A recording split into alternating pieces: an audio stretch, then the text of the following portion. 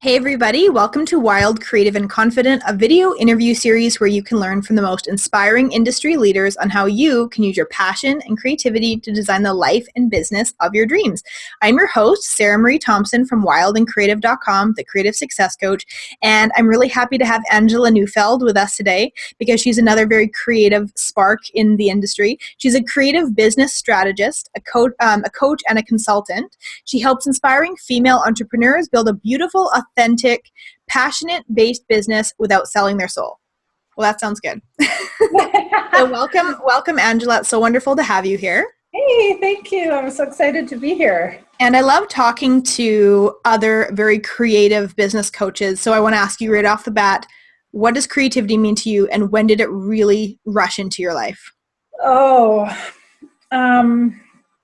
Ever since I was little, I was a kid that never spent any time in the house. I wanted to be outside. I wanted to be building forts in the bushes and swinging on tire swings and playing outside and creating stuff. And we used to have a little tree house where we build things in there. And then I did painting and drawing, and I was always crafting. That was my thing. And so basically, since I was super tiny, that's everything I focused on. And how has the creativity that you did when you were younger really shifted into what you're doing now? Like, what's the connection there? Do you feel that you're doing a lot of the same things? Has it shifted your business into a certain direction, or? I think it actually has, because my family always said, what amazing drawing. And they always encouraged me and thought, introduce my daughter, and she's so creative. And then I'd always blush and be like, Mom, stop it. Don't say that. So it really geared me into appreciating that I actually did have talents, and that was okay. And that was cool. And I liked it. And so it always just flowed out of me, and I couldn't stop it pretty much. And it flew. Even that's how it kind of came into the business, and every business I've done has always been a creative business model, pretty much. Because I'm sure you find that with a lot of the clients that you talk to and coach now, that so many people don't really incorporate their creativity into a business, right? I mean, the masculine-based business is really just all about, making money and structure and all of those kind of things. And more of a creative business is definitely more on the feminine side. So with the people that you work with right off the bat, are they coming to you already having a creative idea, or are you really getting the creative ideas out of them and into the business world? I think it's kind of been both, where some people already have a business and they didn't even realize they were creative. And I would show them like, well, you could do this and this and this, and this is how we can kind of bring the stuff out in you. And, I never knew what that was, or I didn't know what my vibe was, and now I know what I'm drawn to. They just needed someone to help pull it out, that kind of thing. Yeah, or they didn't have or they didn't see their potential, right? Exactly, yeah. And other people were just like the very creative, and they just needed to know how to build this beautiful business off of this thought and this concept. So you're all about creating a business where people are not selling their souls. What part of that business model, can you just explain that a little bit to us? Well, what I mean by that, I guess, is that like you're not becoming that masculine, creating that masculine structure. You're still staying true to authentically you, and you're not trying to fit in that box that everybody else is. So you're not selling your soul to streamline and mainstream kind of ideas and concepts. You're sticking to what you love. You're staying authentically you, and whether they need me to help pull that out of them, I will. Right. Because there are so many businesses out there that are all the same kind of thing, right? So I guess what you're trying to say is really have them shine, like have them sing their own song, right? And that's exactly. Letting them light their own individual light shine, and not putting themselves in that typical business box that is like so out there right now.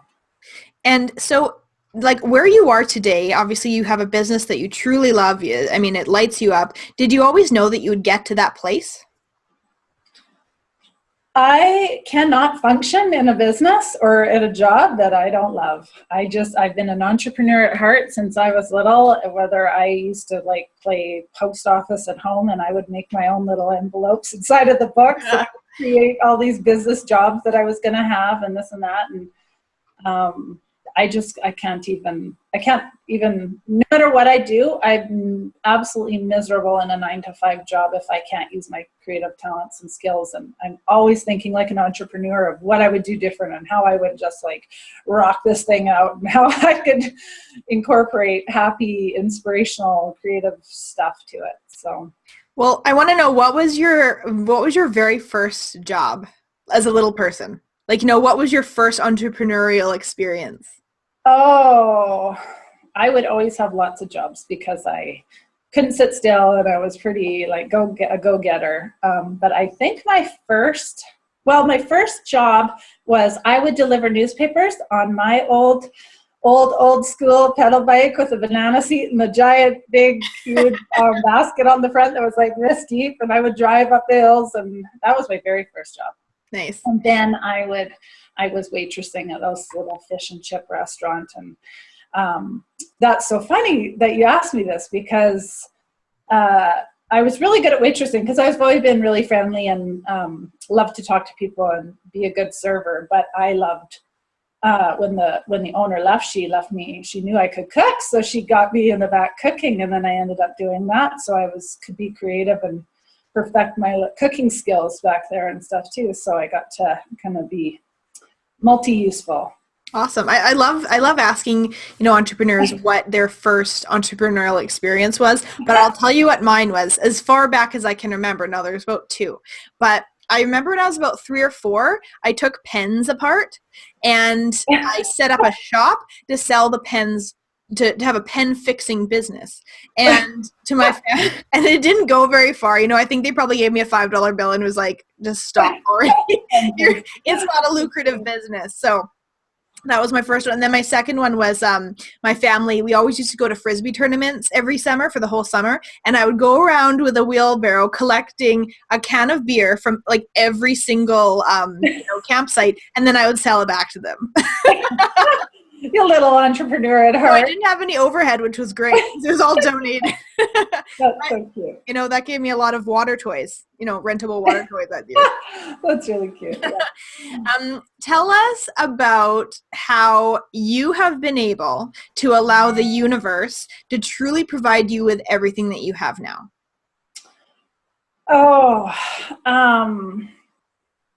I think that it actually takes, it's all in your mind, and to get your mind straight and get your mind right, and almost put yourself in a position where you are already there. You see yourself like where you want to be and what you're doing, and you just put yourself in that mind frame. Mm-hmm. Visualize, a lot of visualization and things like that.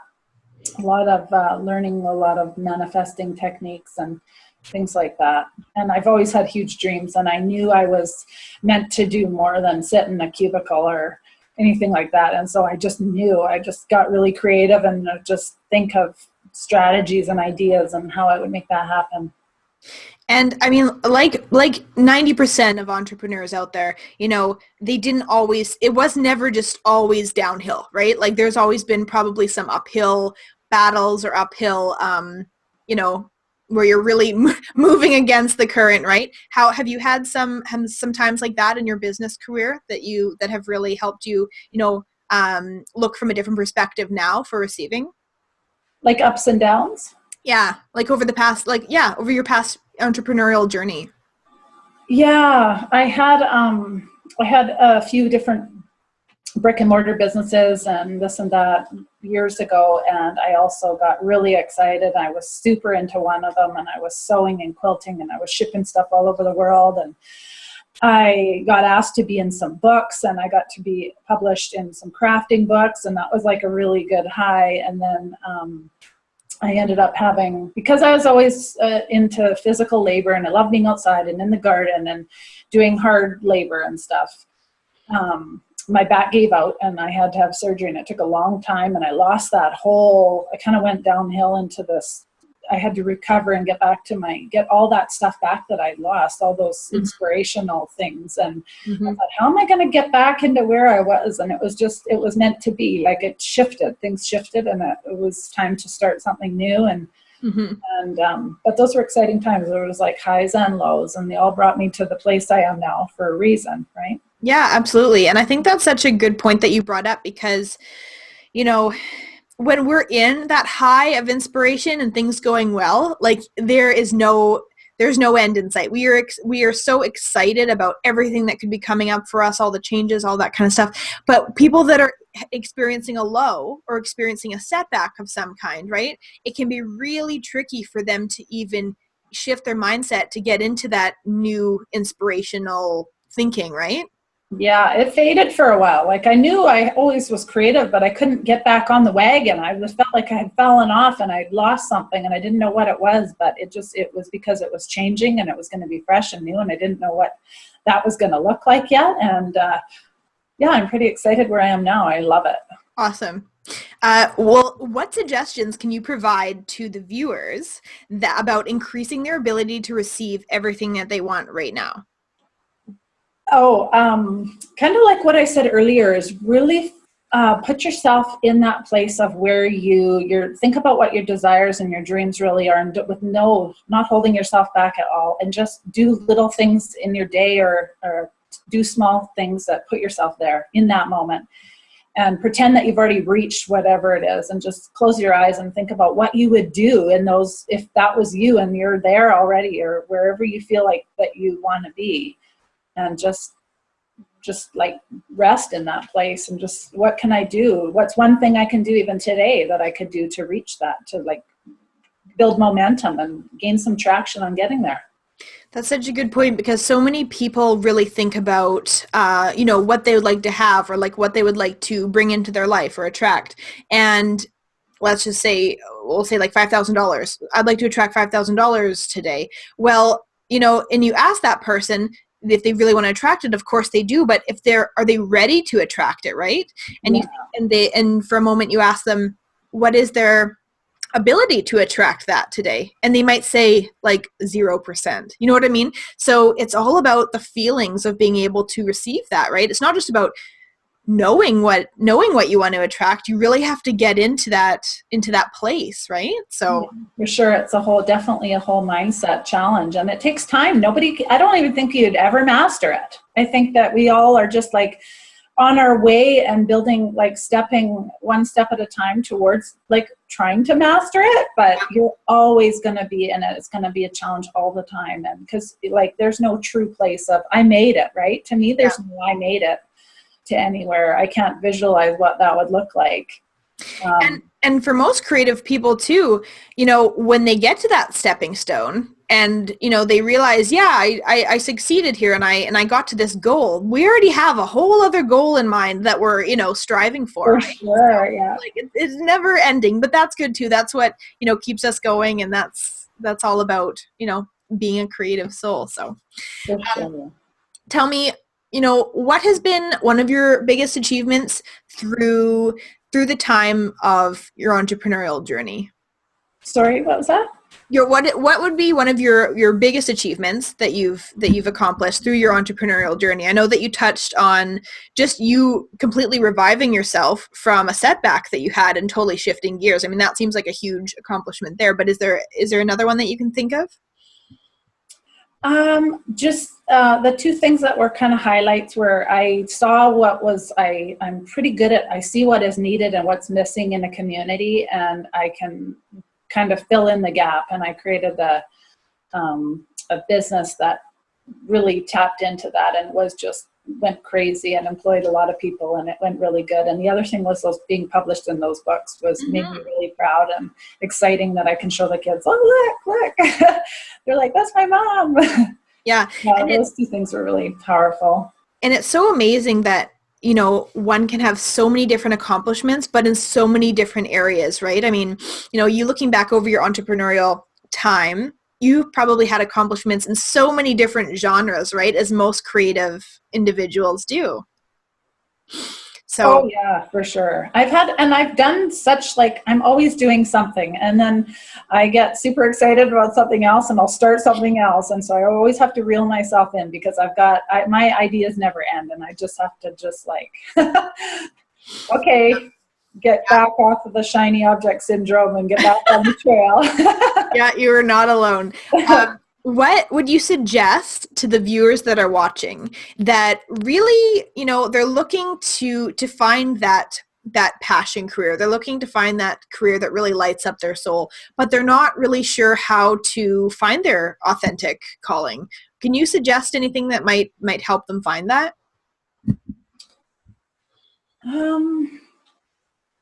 I think that it's really important to kind of tap into your own creative genius and try and think about, do things that inspire you maybe, and try to get your own creative juices flowing, whether that's like having a hot bubble bath and music, or hiking through a trail, or going to the beach and laying there alone. I think alone time is really important, because I come up with the best ideas, and I get more